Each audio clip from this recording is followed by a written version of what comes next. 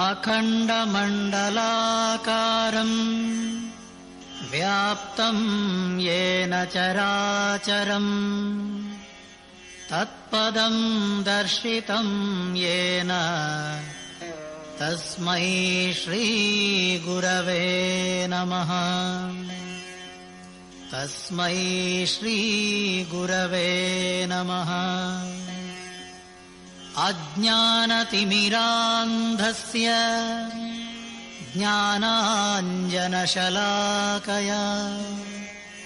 चक्षुरुन्मीलितं येन तस्मै श्रीगुरवे नमः। गुरुर्ब्रह्मा गुरुर्विष्णुः गुरुर्देवो महेश्वरः गुरुरेव परब्रह्मा तस्मै श्रीगुरवे नमः। त्वमेव माता च पिता त्वमेव बन्धुश्च सखा त्वमेव विद्या द्रविणो त्वमेव विद्या द्रविणो त्वमेव सर्वं मम देवदेव त्वमेव सर्वं गुरुदेवदेव।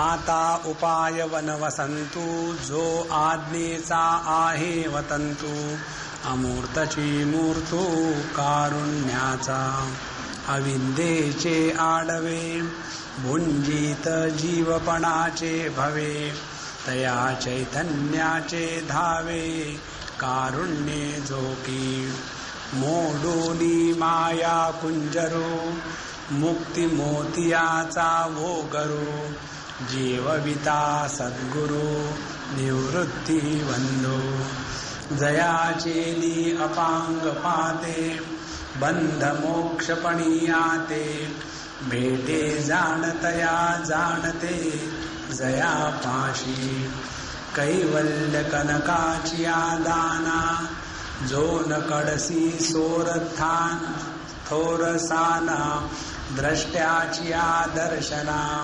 पाठाऊ जो सामर्थ्याचे दिविके जो शिवातेही गुरुत्वे जिंके आत्मा आत्मसुख देखे आरसा जिये बोधचंद्राची कळा विखरलिया एक वेळा कृपा पुनीवनिया करी जयाची जो भेटलियाच सवे पुरती उपायांचे धावे प्रवृत्ती गंगा स्थिरावे सागरी दिये जयाचेली अनवसरे द्रष्टाले दृश्याचे मोहिरे जो भेटत खेवसरे बहुरूप हे अविद्येचे काळवखे स्वबोध सुदिने फाके शिवतले प्रसादार्के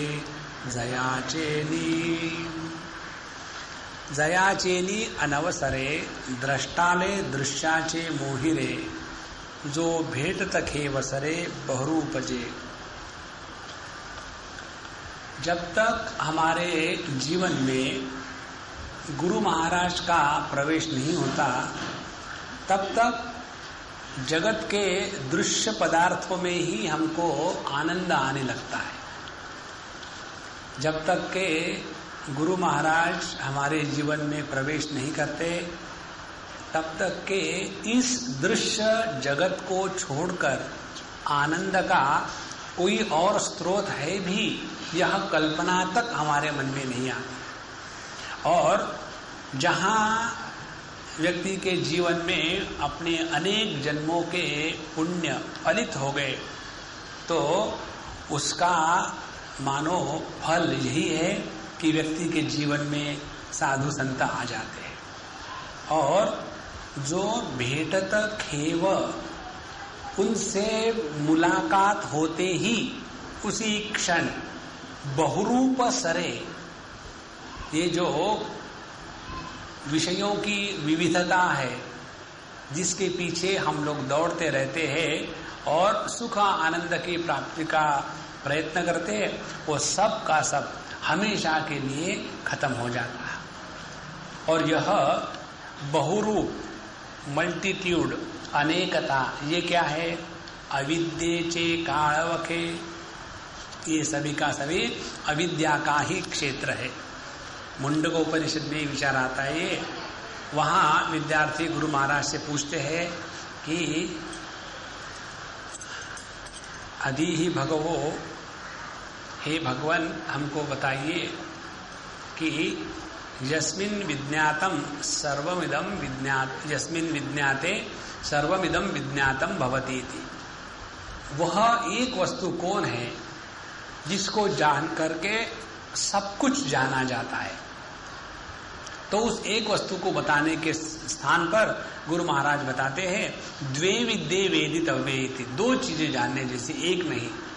दो कौन सी है?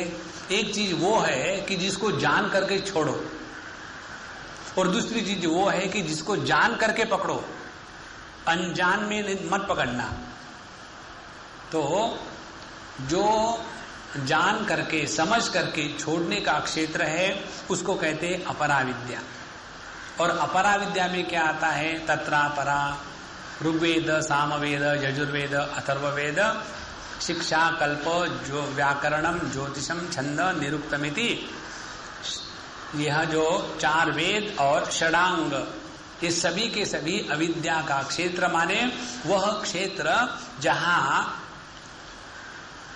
द्वैत का ही प्रभाव है और द्वैत का ही बोलबाला है। अविद्या का क्षेत्र माने वह क्षेत्र जहां द्वैत की प्रतिष्ठा, द्वैत को सत्य मानना और द्वैत में ही रहने के लिए प्रयत्न करना। और दूसरा है जो अद्वैतानुभूति का क्षेत्र, पराविद्या यया तत् अक्षरम अधिगम्यते। दूसरी विद्या वो है कि जिसके द्वारा उस अक्षर तत्व की प्राप्ति होती है। अक्षर तत्व माने वो, अक्षर तत्व की परिभाषा भगवान शंकराचार्य अपने भाष्य में देते हैं। अक्षर में तीन बातें आती है।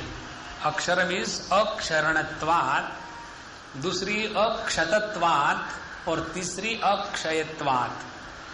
अक्षरणत्वात् माने जिसमें कभी भी पदच्युति नहीं होती। भगवान कृष्ण का एक नाम है अच्युत। अच्युत माने जो नीचे नहीं गिरता वो अच्युत। नीचे कौन नहीं गिरेगा? जो ऊपर नहीं चढ़ा वो नीचे नहीं गिरेगा। जो हरभऱ्याच्या झाडावर चढ़ा है वो तो निश्चित ही गिरेगा, है ना? तो जो यदि चढ़ा ही नहीं तो उसको गिरने का सवाल कहाँ है? और चढ़ा क्यों नहीं? चढ़ा इसलिए नहीं कि किसी भी प्रकार की परिच्छिन्नता नहीं है। चढ़ना उतरना तो तब होगा ना कि जब किसी परिच्छिन्नता को स्वीकार करे तब। इसीलिए अक्षर माने जिसमें नीचे गिरने का डर नहीं है। अपना स्वरूप वो है कि जिसमें से हम गिर नहीं सकते। अहेयम, अत्याज्यम। दूसरा इस अक्षर तत्व की बात बताते हैं कि अक्षतत्वात्। क्षत माने शरीर पर व्रण आना। जैसे किसी ने मार दिया, कट गया हाथ, फिर उसको कुछ दिनों के बाद मलम पट्टी के बाद ठीक हो गया, लेकिन वहां एक स्कार रहा। अक्षर माने जिस पर किसी भी द्वैत की चोट नहीं पड़ती वो अक्षर। और तीसरा अक्षर का अर्थ यह है कि जो अक्षय, जिसको क्षय रोग नहीं होता, जिसको किसी भी प्रकार की बढ़ोतरी या घटाव, इस प्रकार का चक्कर जिसमें नहीं है, वह अक्षर तत्व। तो ये अक्षर तत्व जिस विद्या के द्वारा प्राप्त होता है उसको कहते हैं पराविद्या। इस पराविद्या की बात ये 9वें और 10वें ओवी में हमारे भगवान ज्ञानेश्वर महाराज कर रहे हैं। वो कहते हैं जब तक के हम गुरु महाराज के संपर्क में न आवे तब तक के हमारे जीवन में द्वैत का प्राधान्य बना रहेगा। और जब तक के द्वैत का प्राधान्य बना रहेगा तब तक के जीवन में दुख की धारा अविरत रूप से चलती रहेगी। और इसीलिए इस द्वैत को अद्वैत के दृष्टि से अनुभूत करके द्वैत में रहते हुए अद्वैत का अनुभव यदि बना रहे तब तो इस द्वैत में रहने से कोई दुख नहीं है। जैसे जब हम समुद्र और उसके लहरों को देखते हैं तो उसमें द्वैत हमको नजर आता है। लहरें और समुद्र दो बातें होंगी, लेकिन ये किसको नजर आता है? क्योंकि हम ना तो लहर है ना तो समुद्र है, इसीलिए द्वैत नजर आता है। यदि हम अपने आप को लहर के स्थान पर रखें तो हम अपने आप को परिच्छिन्न समझेंगे, छोटे से, और समुद्र को बड़ा समझेंगे। और फिर हम छोटे, दूसरी भी लहरें छोटे, उनके साथ competition, rat race without rat seeing anywhere. और यदि हम समुद्र के स्थान पर पहुंच जाएंगे तब पता चलेगा लहर नाम की कोई चीज है ही नहीं। और इसीलिए लहर को लहर होकर के जो लहरपन का बोझा ढोना पड़ता है सुख दुख का, वो लहरपन का बोझा समुद्र को नहीं ढोना पड़ता। कारण क्या? लहर का क्या बोझा है? उसका जन्म, उसके ग्रोथ, फिर उसमें रोग होना, फिर उसका बुढ़ापा आना और एक दिन मर जाना, ये लहर की बायोग्राफी है। लेकिन ये सब होते हुए भी ना तो समुद्र पैदा होता है, ना तो बढ़ता है, ना तो बूढ़ा होता है, ना तो मरता है। इस प्रकार से समुद्र के दृष्टि से जब हम देखेंगे तो लहरों के होते हुए भी जो लहरी पनों के प्रभाव में नहीं आता, यह द्वैत में अद्वैतानुभूति है। अब इसी चीज को अपने जीवन में लगावे। अविद्येचे कालवखे, हम जब तक के गुरु महाराज के संपर्क में नहीं आते तब तक के अविद्या के अंधकार में भटकते रहते हैं। अब इस चीज को स्पष्ट समझ ले, ये विचार इतना आवश्यक है समझने के लिए। इसको यदि समझ में आ जाए तो जो मस्ती समुद्र की है वही मस्ती हम लोगों की आ जाएगी।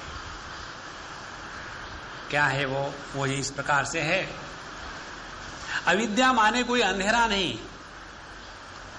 कई बार जब कहते हैं अविद्येचे कालवखे, in the darkness of ignorance, तो हम लोग सोचना शुरू करते हैं कि अविद्या माने बड़ा अंधेरा होगा। ऐसी बात नहीं है।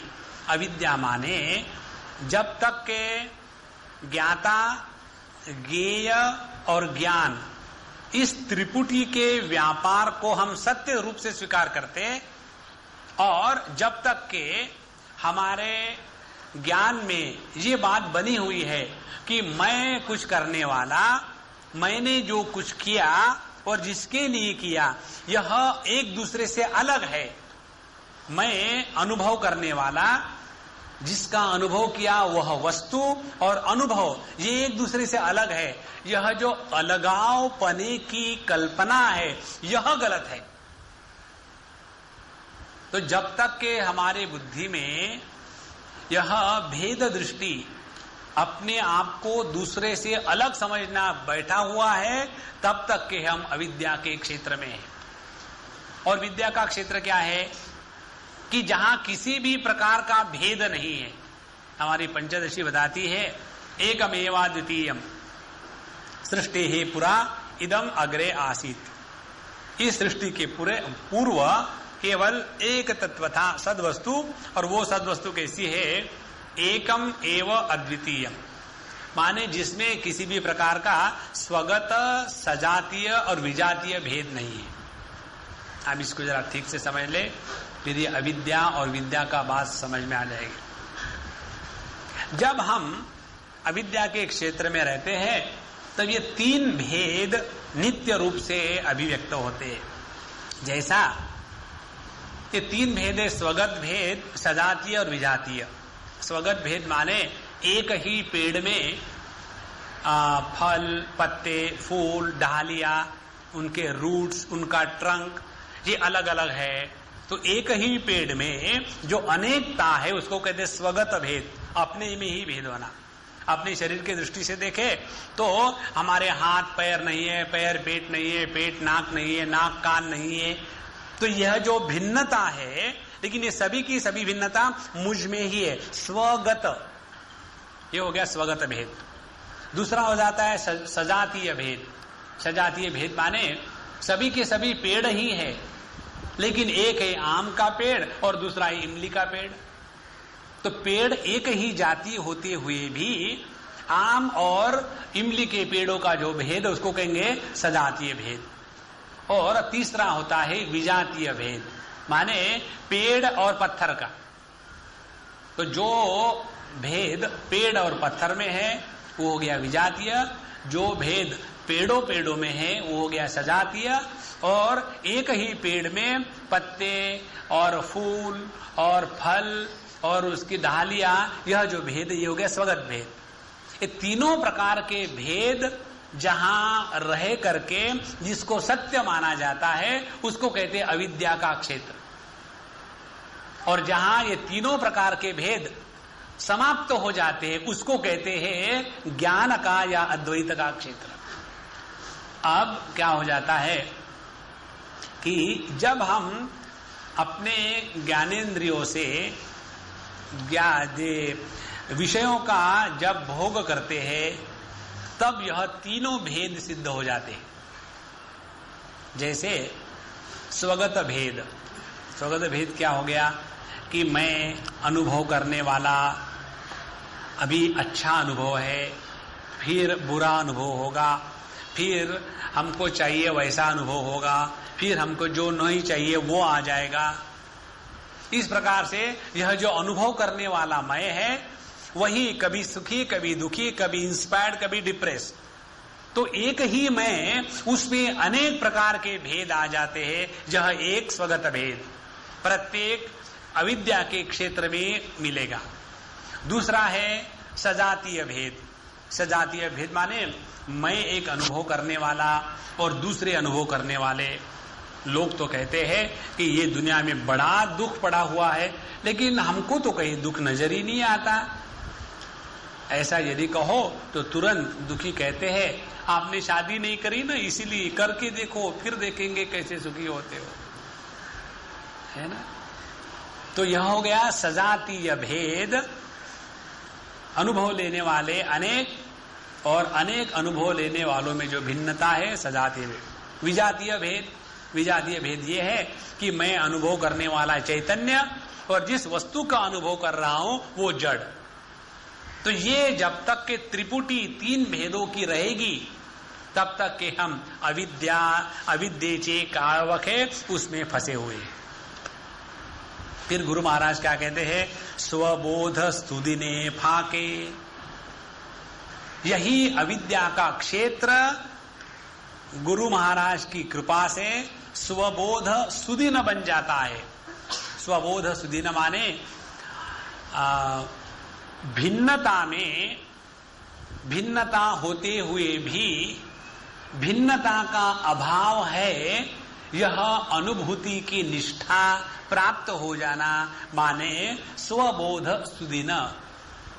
जैसे यदि कोई हमको देखे और वर्णन करे हमारा, तो वर्णन में क्या होगा कि एक सर है, दो हाथ है, दो टांगे है, पेट मोटा है, छोटा है, लंबा चौड़ा है, कद इत्यादि, और हर एक अंग का अलग अलग वर्णन करेंगे।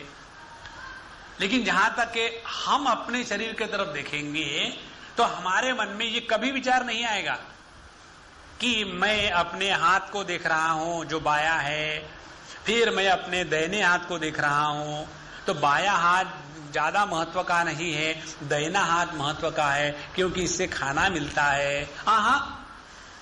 तो हम भिन्नता का दर्शन करते हुए भी भेद जब नहीं करते तब कहीं द्वैत में अद्वैत की सिद्धि हो जाती है। इसको कहते हैं स्वबोध सुदिने फाके। अब देखो, जहां हमारी ये दृष्टि बन जाती है कि भेद होते हुए भी भेदभाव का व्यवहार नहीं होता, तब उसको कहते हैं स्वबोध सुदीन, अपने बोध के ज्ञान का सूर्य उग आया और उसके कारण जितना भी अविद्या का क्षेत्र था वो समाप्त हो गया। और अविद्या के क्षेत्र की परेशानी क्या है? परेशानी ये है, जब तक हमारे दिमाग में किसी भी व्यक्ति को और वस्तु को लेकर के परायेपने का भाव होगा, तब तक के प्रेम नहीं हो सकता। अभी हम कहीं पढ़ रहे थे, सुबह कहीं लिखा हुआ था कि परोपकार करना चाहिए, ये वाक्य ही गलत है। जहां परायेपन की भावना होगी वहां उपकार हो ही नहीं सकता। जहां अपनेपन की भावना होती है वहां उपकार करना नहीं पड़ता। तो जब तक के हमारे दृष्टि में परायेपन की भावना बनी हुई है, तब तक के हम कितना भी प्रयत्न करें, सबको अपना कहना चाहिए, ये सब बातें केवल शाब्दिक मात्र रह जाती है। और इसीलिए यहां भगवान ज्ञानेश्वर महाराज कहते हैं स्वबोध सुदिने फाके। अब स्वबोध सुदिने फाके का थोड़ा और अंदर जाके अर्थ देखेंगे कि जब मैं बोलने वाला, तो जो शब्द मेरे मुख से निकलते हैं वह शब्द मैं ही सुनता हूं। तो शब्द मैं हूं, उन शब्दों का ग्रहण करने वाला मैं हूं, और इसीलिए जब मेरी कैसेट चलती है तो मुझे अच्छा लगता है। लेकिन जब लता मंगेशकर की कैसेट चल रही हो, ये क्या है? ये तो सिनेमा के गाने हैं। जब मैं भजन गाता हूं तब उसमें देखो क्या भाव होता है। ये तो कमर्शियल टाइप है। हम लोगों की आवाज भले अच्छी ना हो, लेकिन उसमें भाव है।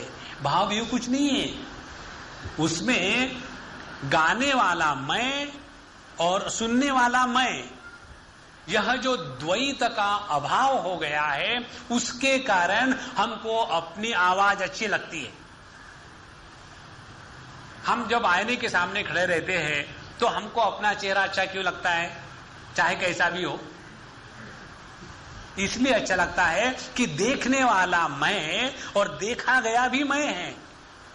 जहां यह द्वैत, जानने वाला और जाना गया, जैसे मैं इस वस्तु को देख रहा हूं, चाबी को, तो जब मुझे ये अनुभूति होगी कि जैसे देखने वाला मैं हूं, उसी प्रकार से देखी हुई ये वस्तु ये भी मैं है, तो इस चाबी के प्रति मेरे मन में स्वाभाविक प्रेम होगा बिना प्रयत्न के। और ये कोई खास बात हम आपको नहीं बता रहे, यह हमारा सबका अनुभव है। हम सब अपने शरीर को देखते हैं तो ये दृश्य पदार्थ है, हम आपके भी शरीर को देखते हैं तो वो भी दृश्य पदार्थ है। लेकिन आपके शरीर को देखना और हमारे शरीर को हमने देखना, इसमें क्या अंतर है? हम आपके शरीर को दृश्य पदार्थ के रूप में देखते हुए अपने से भिन्न समझते हैं, और हम अपने शरीर को दृश्य पदार्थ के रूप में देखते हुए भी अपने से भिन्न नहीं समझते। और इसीलिए हमको अपने शरीर के प्रति संपूर्ण प्रेम स्वाभाविक होता है। यह है स्वबोध सुदिने फाके, जहां हमारे दृष्टि में दृष्टा दृश्य दर्शन इस त्रिपुटी का समापन हो गया, उसी क्षण हमारे जीवन में स्वबोध सूर्य का उदय हो चुका है। और ये कैसे होता है? शिवतले प्रसादार के शिवतले स्पर्श करते बराबर। अब यहां जरा एक महत्व की बात समझ लेना है। पिछले बार हमने एक तत्व को देखा था जिसको कहते हैं शक्तिपात। अब यहां दूसरी तत्व को देखेंगे कि ये जो साधना करने की जो स्टेजेस है वो इस प्रकार से है। पहले तो हम अपने आप को जगत से उपरत करके गुरु के चरणों के पास ले आते, और फिर हम शास्त्रों का अध्ययन करते। शास्त्रों का अध्ययन करने के बाद शास्त्रों के विचारों को ग्रहण करने का प्रयत्न करते, और वो प्रयत्न करने के बाद पहली जो हमारी स्थिति है देहोहम, इस स्थिति का त्याग करके अहम ब्रह्मास्मि वृत्ति का उदय कराते हैं। यहां तक साधक अपने साधना के द्वारा पहुंच सकता है, लेकिन इस अहम ब्रह्मात्मी वृत्ति का त्याग हो करके उसकी अनुभूति लेने का जो समय आता है, वहां गुरु महाराज का स्पर्श आवश्यक है। इसीलिए यहां उन्होंने लिखा है शिवतले प्रसाद अर्के, अर्क माने सूर्य, जहां गुरु महाराज रूपी सूर्य के शांत और शीतल स्पर्श के प्रसाद मात्र से जितनी साधक ने साधना करी है उसकी परिपूर्णता के लिए जो आखिरी स्ट्रोक आवश्यक है वो केवल गुरु महाराज ही देते हैं।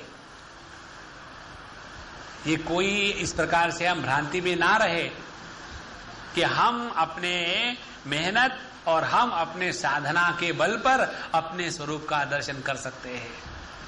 उपनिषद की श्रुति स्पष्ट कहती है यमई वेश वृणुते तेन लभ्यः तस्यैष आत्मा विवृणुते तनुम स्वाम। जब तक के परमात्मा की कृपा गुरु के द्वारा शिष्य के जीवन में अवतरित नहीं होती, तब तक के अपनी साधना को परिपूर्णता कभी आ ही नहीं सकती। तो शिवतले प्रसादार के जयाचेदी, तो जो पहले अज्ञान का क्षेत्र था अब वहां ज्ञान का प्रासाद खुल गया है। देखो ये सब का सब चक्कर क्या है, केवल अपने दृष्टि को बदलने का चक्कर है। हम जिस दृष्टि से देखते हैं वह अज्ञान की दृष्टि है और इसीलिए इसमें द्वैत की सिद्धि होती है। तो गुरु महाराज क्या करते हैं, वो हमारी इस दृष्टि को बंद करके उस दृष्टि को खुलवा देते हैं कि जिससे वो स्वयं इस संपूर्ण द्वैत के प्रपंच को देखते हुए भी अपने अद्वैतानुभूति को इतनी भी चोट नहीं आने देते, उस स्थान पर वो हमको पहुंचा देते। और उस स्थान पर पहुंचने के बाद अब आखिरी बात ऐसी होती है, जैसे एक विचार इस प्रकार से कठोपनिषद में आता है विचार कि न प्राणेन न अपानेन मर्त्यो जीवति कश्चन इतरेण तो जीवंती यस्मिन्नेतौ उपाश्रितौ। हम लोगों को लगता है कि हम प्राण अपान कर रहे हैं, हवा अंदर बाहर खींच रहे हैं, इसलिए जिंदा है। ये हम लोगों की दृष्टि है, लेकिन वास्तविकता क्या है? वास्तविकता ये, क्योंकि हम जिंदा है हम प्राण अपान कर रहे हैं। क्योंकि हम जिंदा हैं हम खाना खा सकते हैं, डाइजेस्ट कर सकते हैं। जहां इस तत्व ने, जीव ने इस शरीर का त्याग कर दिया तो उसी क्षण जो भी कुछ कितनी बार इंजेक्शन अंदर डालो या दवाई दो, उससे कुछ नहीं होने वाला। तो यह जो तत्व जिसके कारण सभी व्यापार चलते हैं वह तत्व महत्व का है, व्यापार महत्व का नहीं है। जहां हमारी दृष्टि इस प्रकार से हो जाएगी, जैसे यदि हम शांत बैठ करके इसके ऊपर चिंतन करें, कैसे कि जैसे हम आंखें खोल करके देख रहे हैं, कैसे देख सकते हैं हम? क्योंकि हमारे आंखों के सामने चश्मा है। क्या चश्मा अपने आप देख सकता है? नहीं, चश्मे के पीछे आंखें हैं। तो क्या आंखें अपने आप दिख सकती है? नहीं, आंखों के पीछे मन है। क्या मन अपने आप देख सकता है? बोले नहीं, मन के पीछे अहम वृत्ति है। क्या अहम वृत्ति अपने आप देख सकती है? बोले नहीं, अहम वृत्ति में भी, विज्ञानमय कोश में भी चिदाभास का प्रतिबिंब जब होता है तब देखते हैं। तो क्या चिदाभास का प्रतिबिंब अपने आप आता है? बोले नहीं, वो भी चैतन्य बिंब का ही प्रतिबिंब है। तो हम पहुंच गए चैतन्य के पास। तो जब तक के चैतन्य नहीं होगा तब तक के ये सभी का सभी व्यर्थ है। तो हम है कौन? हम वह चैतन्य है। जिसमें अभी अहम इदम का भेद निर्माण नहीं हुआ। अब जहां भी हमको मौका मिलता है इसका अभ्यास करें। जैसे शांत बैठे हैं तो तुरंत हम इस संपूर्ण व्यक्तित्व के आधारशिला होने के कारण अब मुझ पर ही आनंदमय कोश, इस आनंदमय कोश से निकला विज्ञानमय कोश, विज्ञानमय कोश से निकला मनोमय कोश, मनोमय कोश से निकला प्राणमय कोश, प्राणमय कोश से निकला अन्नमय कोश, और ये सभी के सभी मुझ पर आधारित है। और इन सब का आधार मैं इन किसी के भी द्वारा प्रभावित नहीं होता। तो अन्नमय कोश स्थूल देह को जो भी कुछ हो रहा है उसको मैं स्पष्ट देख रहा हूं, केवल देख ही नहीं रहा हूं, सब उसके विकारों को सपोर्ट भी कर रहा हूं। फिर भी मैं एक भी स्थूल शरीर के विकार के द्वारा प्रभावित नहीं होता। ये अभ्यास करते रहे। फिर प्राणमय कोश, इस प्राणमय कोश के जितने विकार इत्यादि है वो सभी के सभी मेरे होने के कारण है, और यह मैं प्राणों के विकारों के द्वारा प्रभावित नहीं होता। उसी प्रकार से ये मन के जितने विकार प्रकार आ रहे हैं वो सभी के सभी केवल मेरे ही उपस्थिति में है। जब तक कि मैं इस मन के विचारों को देखता हूं तब तक कि ये नाचते हैं। जहां मैंने आंख बंद कर ली, जहां अहम वृत्ति ने इदम वृत्ति के प्रति मुख मोड़ लिया है, इदम वृत्तियां वहां के वहां शांत हो जाती है। फिर यह अहम वृत्ति जब अपने ही स्वरूप के तरफ फिर अंतर्मुख हो जाती है तो अहम वृत्ति भी खत्म और अहम इदम का भेद जहां समाप्त हो जाता है वहां शुद्ध चैतन्य मैं ज्यों का त्यों हूं। अविद्ये चे कालवके स्वबोध सुदिने फाके। और एक बार हम इस शुद्ध तत्व के पास जाकर के बैठे और उसके बाद फिर आंखें खोली और फिर इस जगत का दर्शन किया तो इस नई दृष्टि में हमको पता चलेगा कि मय्येव सकलम जातम मयि सर्व प्रतिष्ठितम मयि सर्वम लयम याति तद ब्रह्माद्वयम अस्म्यहम।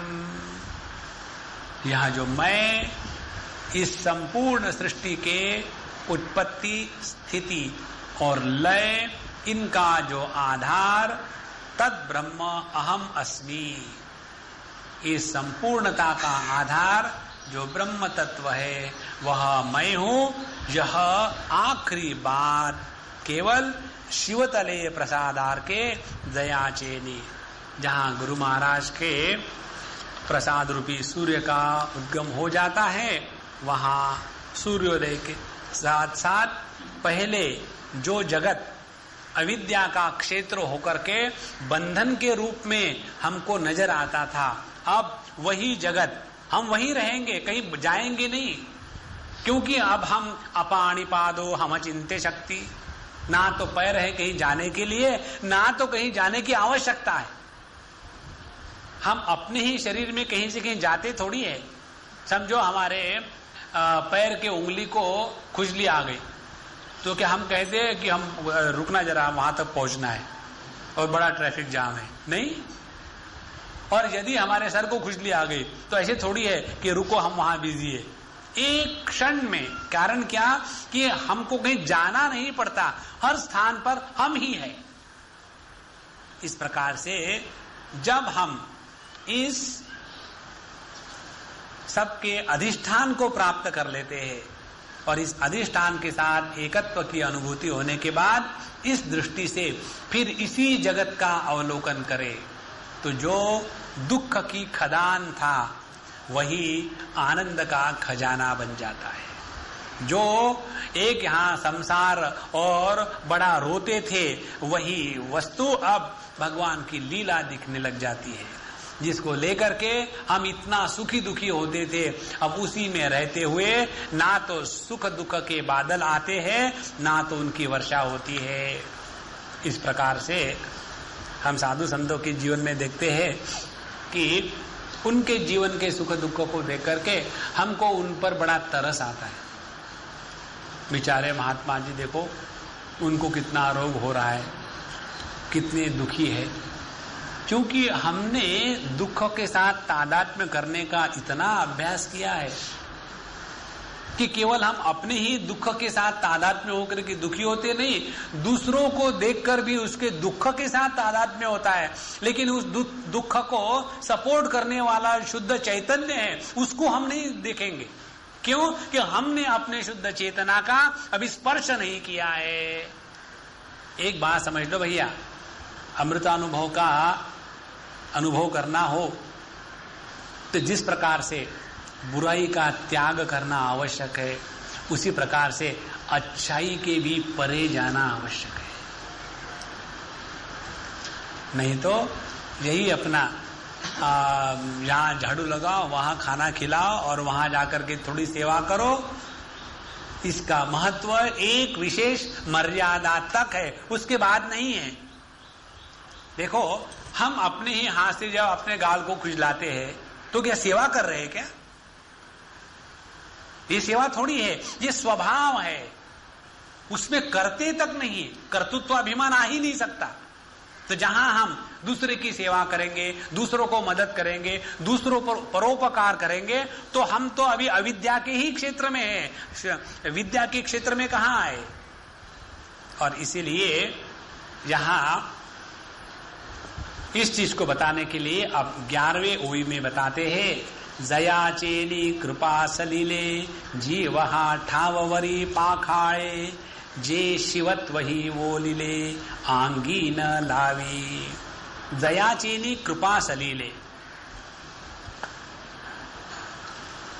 जिसकी कृपा रूपी पानी में कृपा सलीले, जीव हा ठाववरी पाखाळे, यह जो जीव है यह गुरु महाराज की कृपा रूपी वर्षा में अपने आप को पाखाड़े धो धा करके साफ कर लेता है। और कहां तक साफ कर लेता है कि जे शिवत्व ही वो लीले। वो लीले ये मराठी शब्द है, उसको आजकल के मॉडर्न मराठी में कहते हैं सोवळ आणि ओवळ। There is no parallel word in Hindi और any language for this two peculiar words in Marathi. Somebody asked me, Swamiji, what is the meaning of Ovra and Soul? I said, there is no Ovra and Soul in any other language. See, pure and impure, if you want to translate it, what is purity and impurity?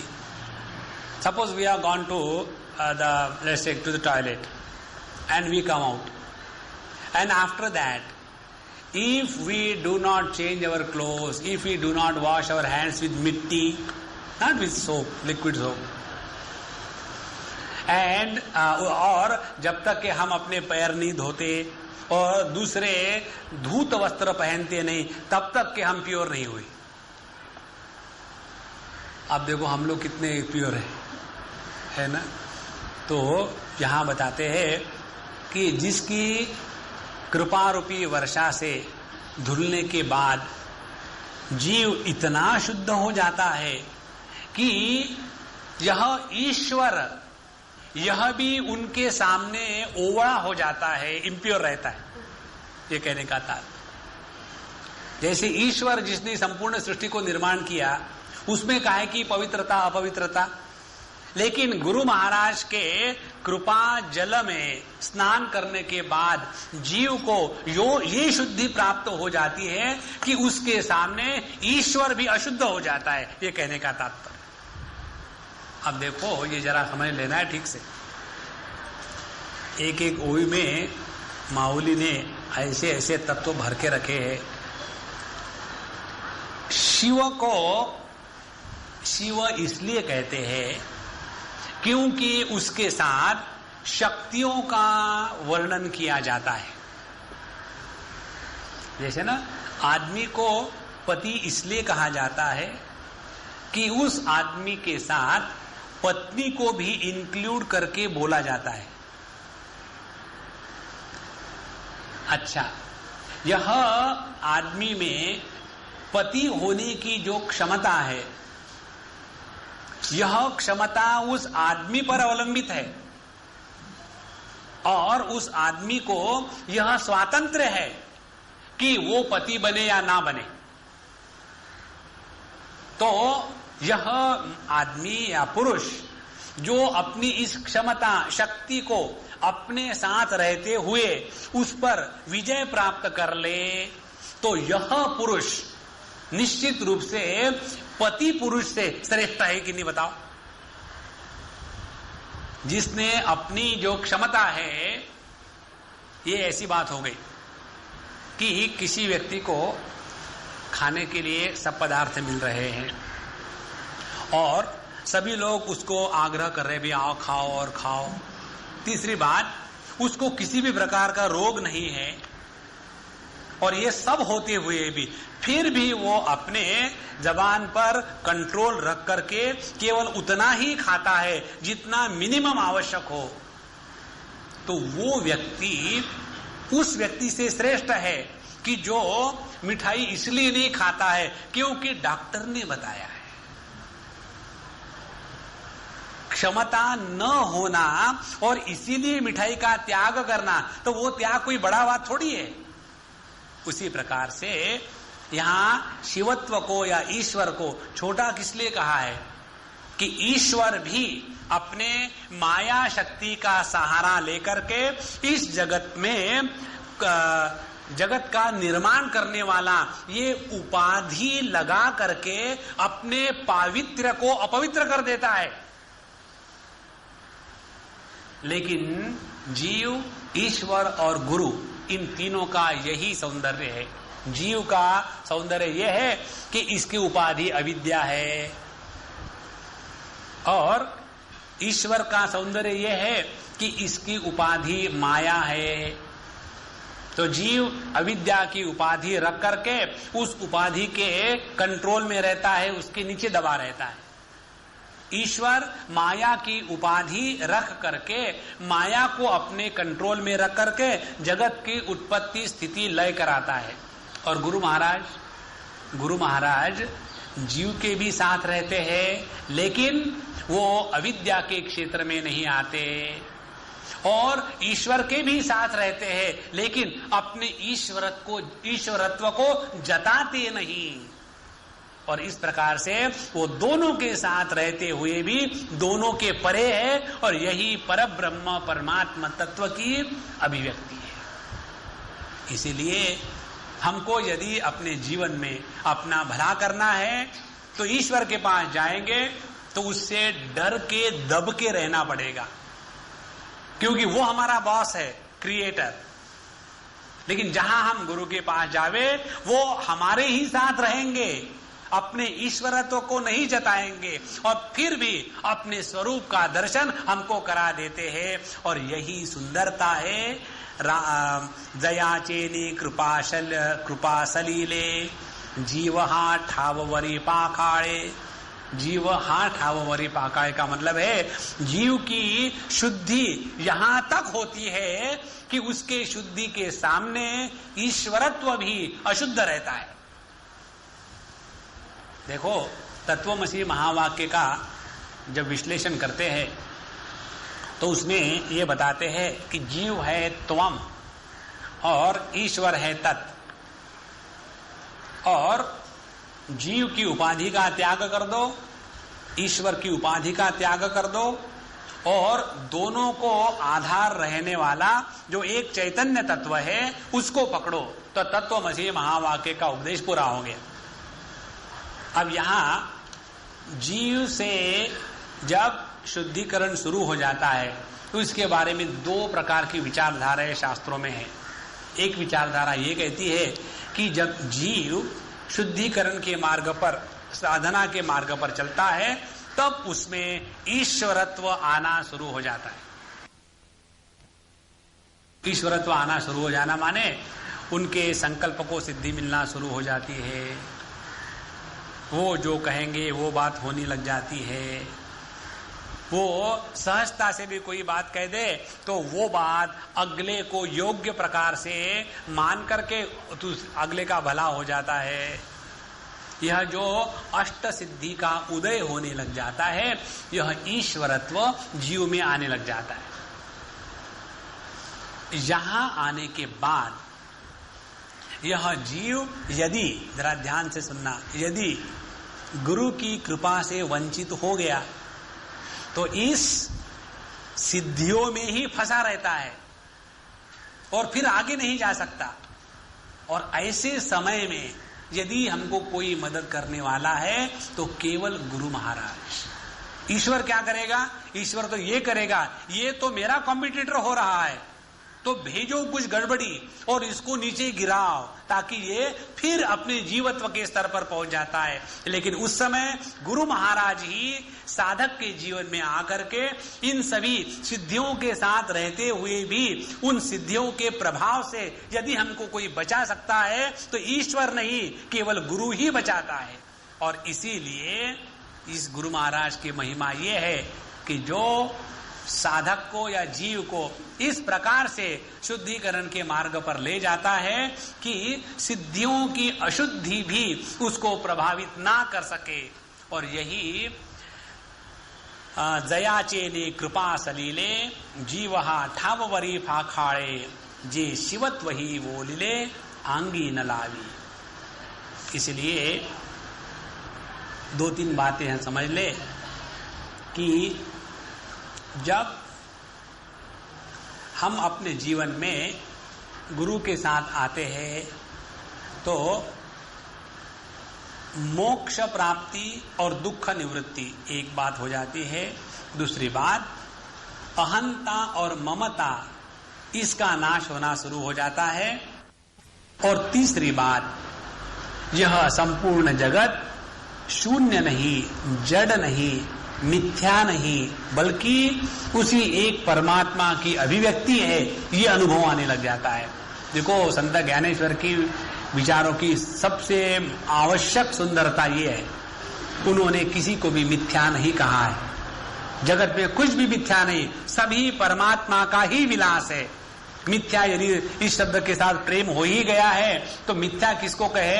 हमको जो एक दूसरे में अलगाव, भेद नजर आता है, यह भेद सत्य नहीं है। यह अलगाव, दूरीपन जो है, ये सत्य नहीं है। तो जो लगता है कि हम आपसे भिन्न हैं, आप हमसे भिन्न हैं, ये जो लगना है तो लगने दो, लेकिन उसको स्वीकार न करे।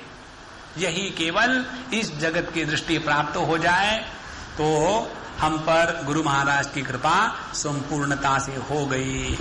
अब ऐसे गुरु महाराज शिष्य को धीरे धीरे आगे बढ़ा रहे हैं और वो इस कार्य में इतने संलग्न हो जाते हैं कि 12वें ओय में कहते हैं, राखो जाता शिष्याते गुरुपण ही धाडिले थिते तरी गुरु गौरव जयाते सांडी चिना। ये अपने शिष्य की रक्षा करने में इतने जुड़ गए थे।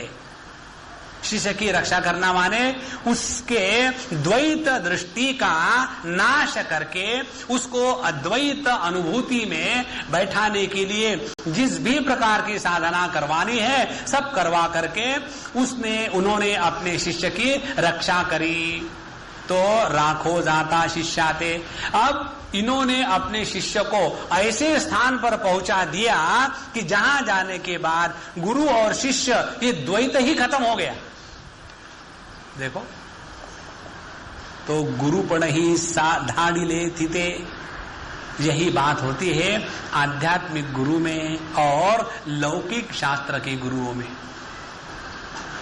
यदि कोई लौकिक शास्त्र का संगीत कहो या कोई भी साइंस कहो, आर्ट्स कहो, उसका जो गुरु होगा वो अपनी प्रोफेशनल सीक्रेसी कभी नहीं देता अपने गुरु शिष्य को। उसको डर लगता है कंपटीशन में आ जाए तो,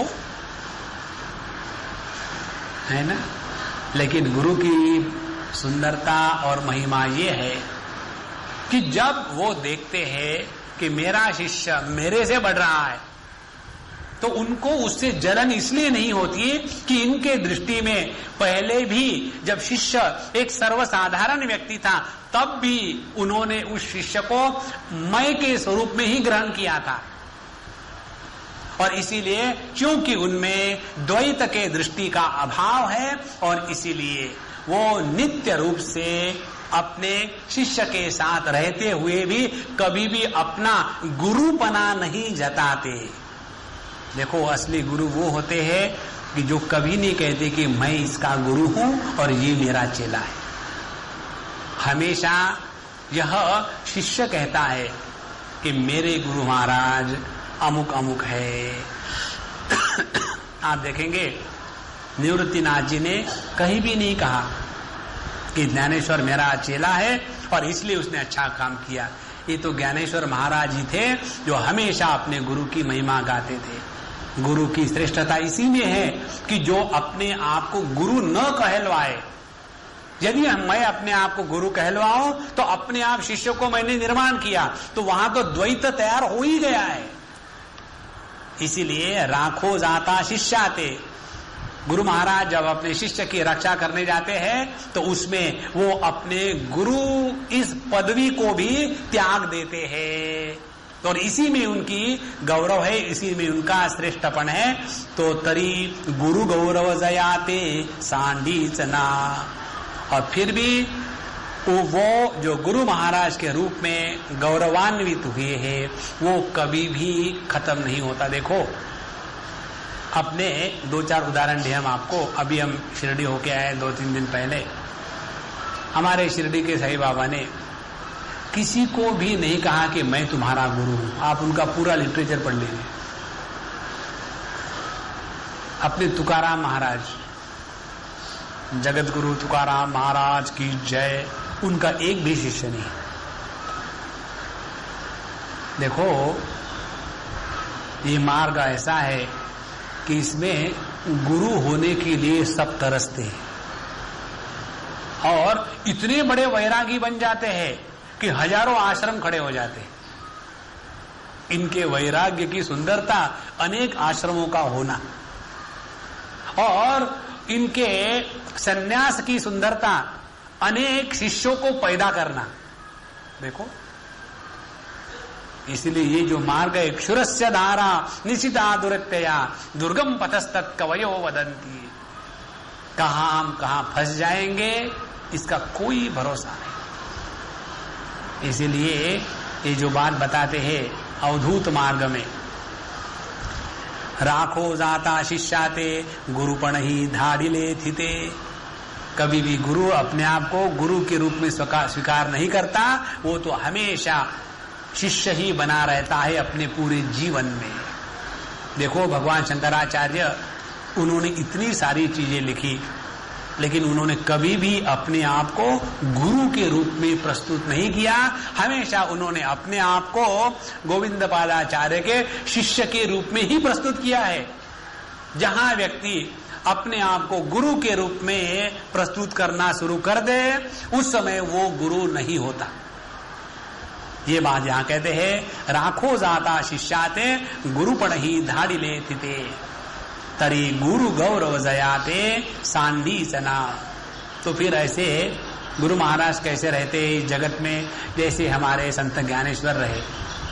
उन्होंने इतना सारा सुंदर वांग्मय हम लोगों के लिए लिख के रख दिया है, लेकिन वो रहे कैसे? केवल विठ्ठलाचे भक्त and nothing more than that. उन्होंने कभी भी अपने इस स्थिति का मैं गुरु हूं इस प्रकार से वर्णन कहीं नहीं किया।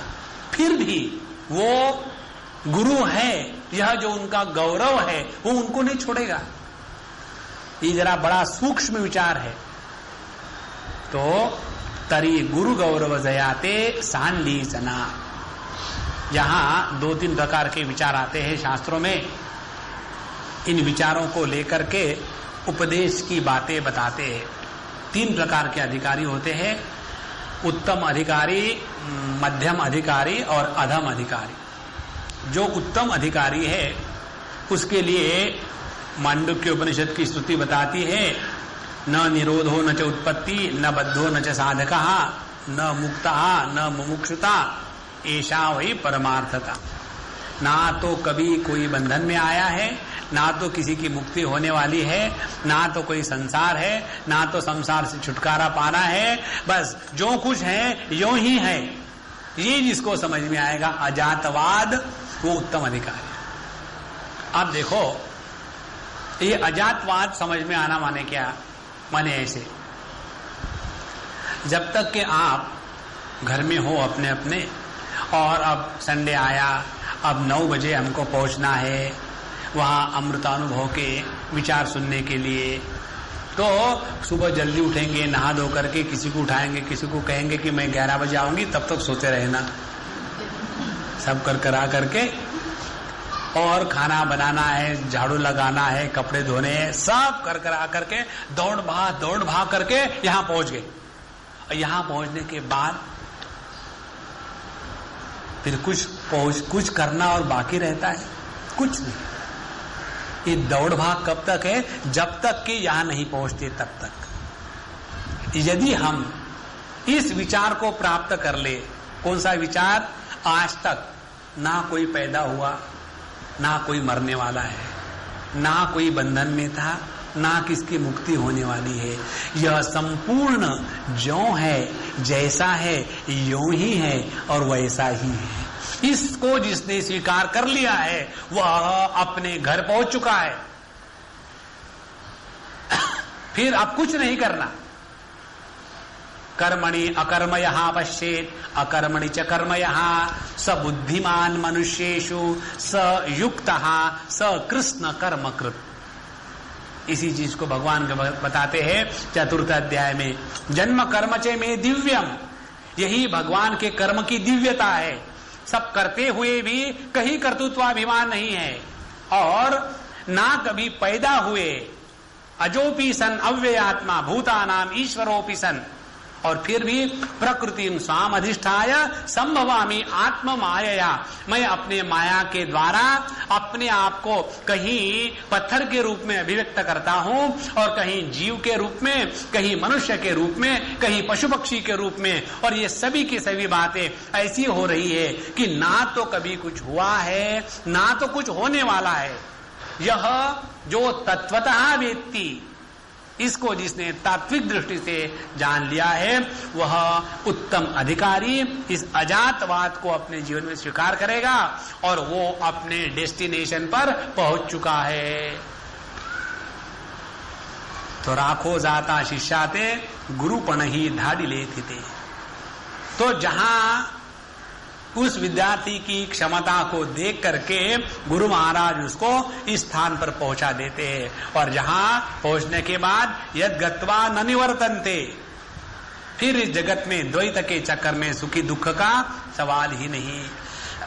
एक प्रकार के साधक शिष्य उसको गुरु महाराज इस प्रकार से अजातवाद के उपदेश के द्वारा उसका भला करते हैं। अब दूसरे होते हैं मध्यम दर्जे के साधक। इस मध्यम दर्जे के साधक को गुरु महाराज उपदेश करते हैं, जिसको कहते हैं हमारे शास्त्र की भाषा में दृष्टि सृष्टिवाद।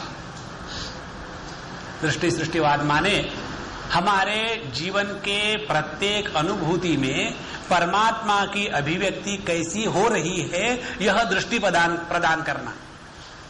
यदि हमारे जीवन में कुछ बुराई हो गई तो उस बुराई में कैसा हमारा अच्छा रखा हुआ है, यह दृष्टि गुरु महाराज हमको देते हैं। जब हम कोई चीज चाहते हैं, वो चीज हमको नहीं मिली, तो वो ना मिलने में हमारा कैसा भला है। यदि कोई चीज हम चाहते हैं, वो हमको मिली, तो वो मिलने में हमारा कैसा भला है। इस प्रकार से हमारे प्रत्येक अनुभूति में परमात्मा की ही अभिव्यक्ति हो रही है, फिर चाहे वो कुछ मिल रहा हो या ना मिल रहा हो। यह जो द्वितीय प्रकार की दृष्टि है, ये दे करके गुरु महाराज उस शिष्य का भला करते हैं, और इस प्रकार से राखो जाता शिष्याते, वो शिष्य की ही रक्षा करते हैं। अब तीसरी बात यह है कि सृष्टि दृष्टिवाद। सृष्टि दृष्टिवाद माने यह सृष्टि है उसको देखकर समझने का प्रयत्न करना।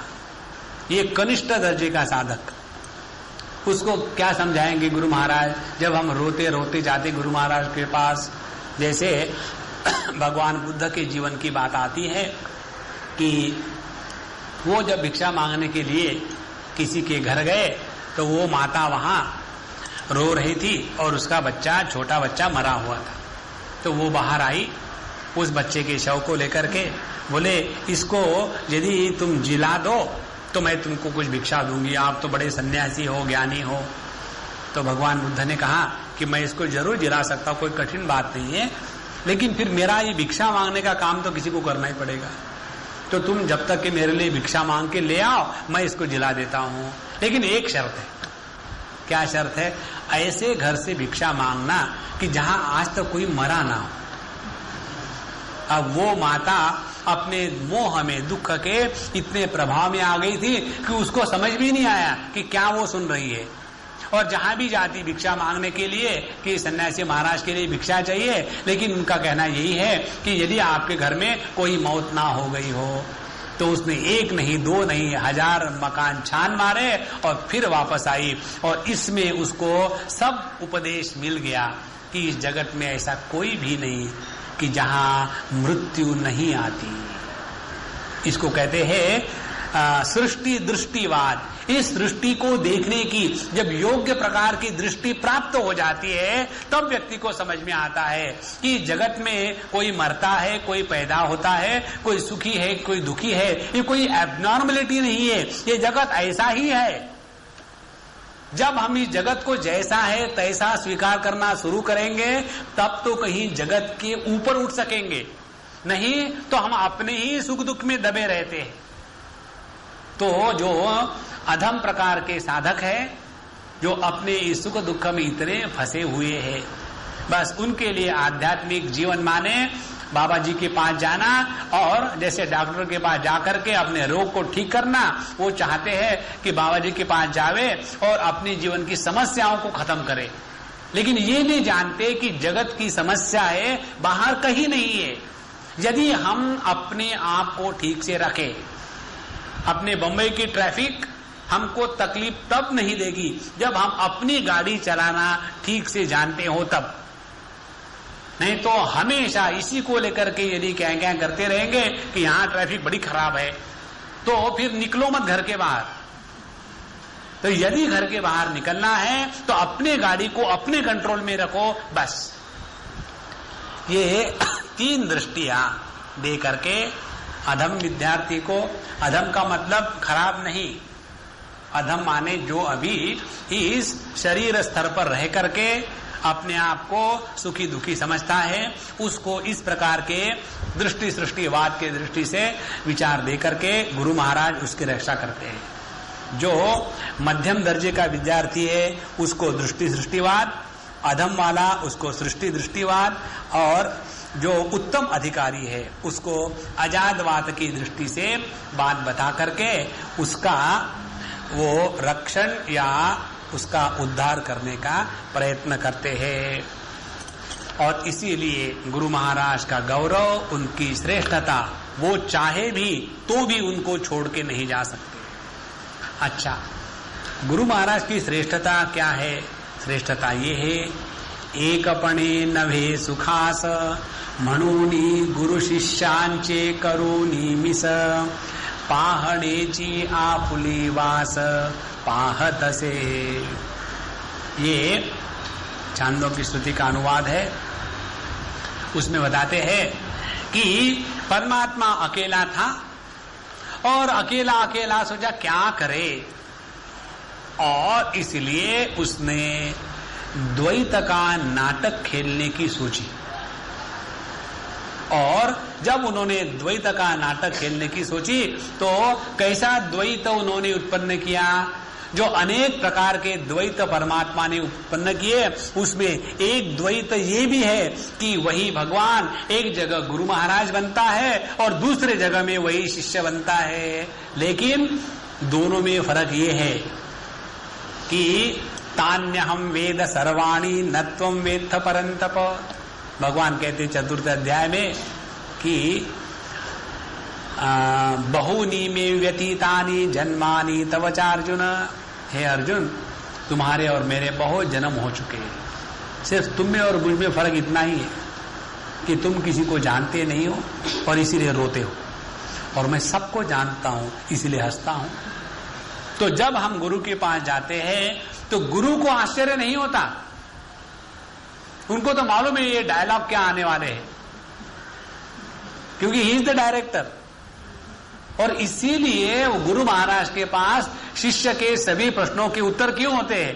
क्योंकि वही लिखने वाला है प्रश्न और वही है उत्तर देने वाला। लेकिन ये नाटक शिष्य को मालूम नहीं होता, इसीलिए वो दुखी रहता है। और कितना भी दुखी शिष्य गुरु के साथ हो, गुरु कभी दुखी नहीं होता, क्योंकि उसको मालूम है अरे बेवकूफ ये नाटक चल रहा है, don't take it too seriously. देखो, एकपणे नवे सुखास म्हणोनी गुरु शिष्यांचे करोनी मिस, पाहणेची आपुली वास पाहतसे।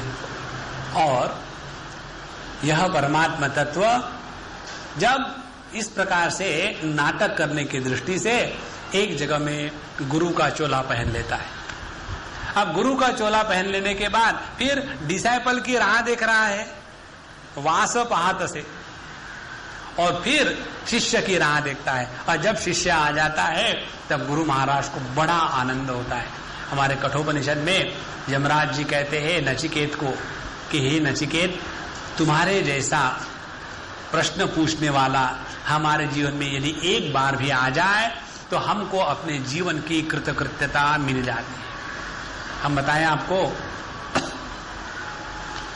तत्व का चिंतन और तत्व के चिंतन में आने वाली कठिनाइयां, ये जो साधक अपने जीवन में स्वयं साधना करता है उसको ही आती है। जो केवल पुस्तकें इकट्ठे करके, कैसेट इकट्ठे करके रख देता है, वो उसकी साधना कैसेटों में ही रहती है, वो हृदय में कभी नहीं उतर आती। तो जब तक कि हम अपने जीवन को साधनामय न बनावे, तब तक के साधना में क्या क्या कठिनाइयां हैं ये कभी समझ में ही नहीं आएगी। और इसलिए जब यह परमात्मा तत्व गुरु का चोला लेकर के शिष्य की राह देखते बैठता है और फिर उन्हीं के इस नाटक के अनुसार फिर गुरु जिस स्टेज पर बैठा है उस स्टेज पर शिष्य का प्रवेश होता है। और शिष्य का जैसा प्रवेश हो गया तो वहां फिर शिष्य अपने डायलॉग बोलना शुरू करता है और गुरु ही स्वयं डायरेक्टर है, उनको मालूम है इतने डायलॉग हो गए, फिर ये रोएगा क्योंकि मैंने ही इसको बताया है, ये डायलॉग के बाद रोना पड़ता है, फिर उसमें लाइफ आती है। और गुरु महाराज मस्त देख रहे कि मेरा बेटा बहुत बढ़िया एक्टिंग कर रहा है।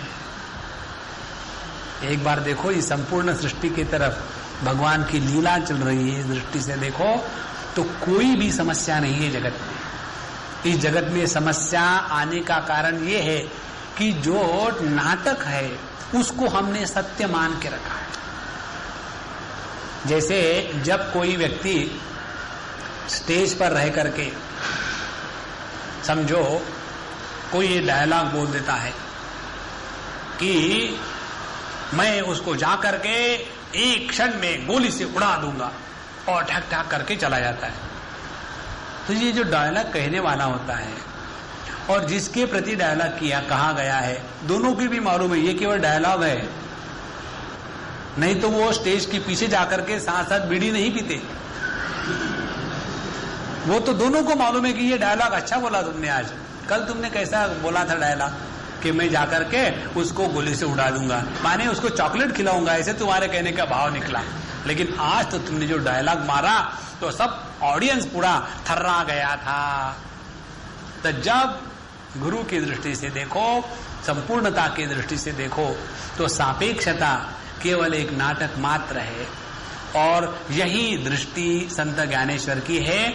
और क्योंकि ये नाटक है, इसमें इस नाटक के पात्रों को आधार देने वाला सत्य जब तक हमारे नजर में नहीं आएगा तब तक कि हम नाटक को ही सत्य पकड़ेंगे और उसी में फंसे रहेंगे।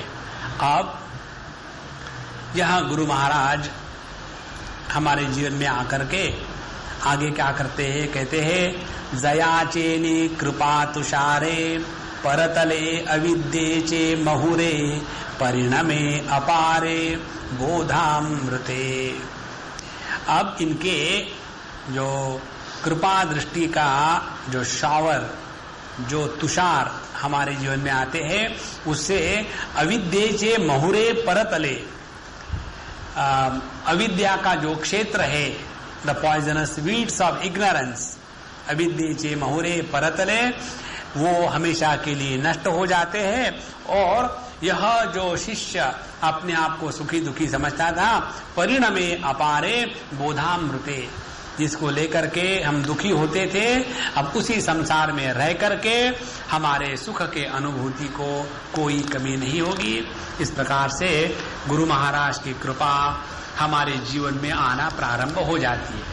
अब ये 15वें ओवी से इस विचार को भिन्न प्रकार की मोड़ गुरु महाराज दे देते हैं कि ऐसे गुरु महाराज क्या जादू करते हैं कि जिसके कारण जो अविद्या का क्षेत्र था वही ज्ञान का क्षेत्र बन जाता है।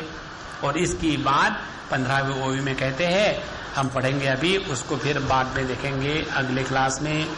वेद्या देता मिठी वेद कही सुए पोटी तरी नवेची उसीटी दीठी दयाची। श्री कृष्णा श्री कृष्णा श्री कृष्णा। जब तक हमारे मन में ये विचार आता रहेगा कि अब मुझे क्या करना चाहिए, तब तक के हमने विज्ञानमय कोश से त्याग पत्र नहीं दिया है। और जब तक इस विज्ञानमय कोश में बैठे रहेंगे, आनंदमय कोश में हमको प्रवेश नहीं है। विज्ञानमय कोश माने कर्तृत्वाभिमान का अधिष्ठान, और आनंदमय कोश माने जहां कर्तृत्वाभिमानी समाप्त हो जाता है और केवल आनंद की अनुभूति। और इस आनंद के अनुभूति में कर्तृत्वाभिमान और कर्म, इन दोनों का संपूर्ण अभाव।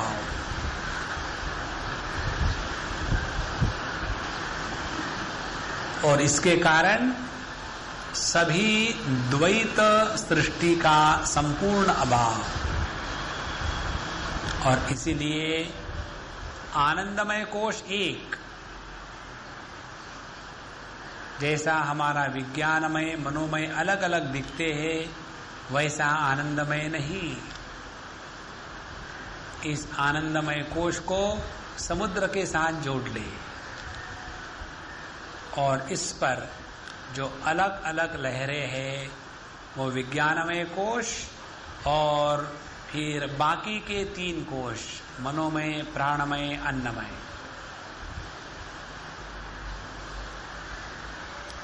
और इस समुद्र में जो स्थान पानी का है वह इस आनंदमय कोश के भी परे। अभी हम इन लहरों में फंसे हैं। लहरों से छुटकारा पाना माने अपने कर्तृत्वाभिमान का त्याग। कर्तृत्वाभिमान का त्याग करना माने संसार को भगवान के हवाले सौंप दे और अपनी साधना स्वयं करे। तो संसार को भगवान के हवाले सौंप देने से सांसारिक कर्तृत्वाभिमान खत्म हो गया, लेकिन हम साधना कर रहे हैं, यह कर्तृत्वाभिमान जारी है। फिर साधना करते करते ये बात समझ में आती है कि अपने करने से बाबा कुछ नहीं होता। फिर गुरु महाराज का अवतरण जीवन में आ जाता है और उनके प्रति संपूर्ण समर्पण करने से यह साधना के क्षेत्र में जो कर्तृत्वाभिमान है उसका भी हमने त्याग कर दिया। अब हमको जहां पहुंचना था गुरु चरणों के पास हम पहुंच चुके हैं। अब इसके आगे गुरु महाराज देखे हमको अब कुछ नहीं चाहिए। इस प्रकार से जहां शिष्य ने गुरु के सामने अपने व्यक्तित्व का कर्तृत्वाभिमान का संपूर्ण समर्पण कर दिया, वहां गुरु शिष्य का द्वैत समाप्त। और जिस बैठक पर गुरु महाराज है वही शिष्य उनसे अभिन्न रूप से बैठना प्रारंभ करता है।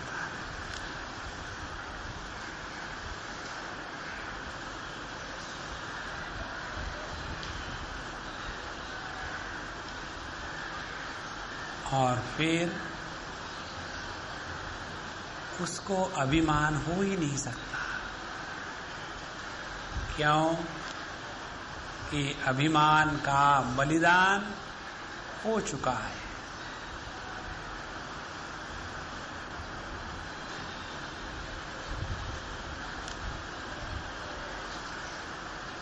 श्री कृष्ण श्री कृष्ण श्री कृष्ण।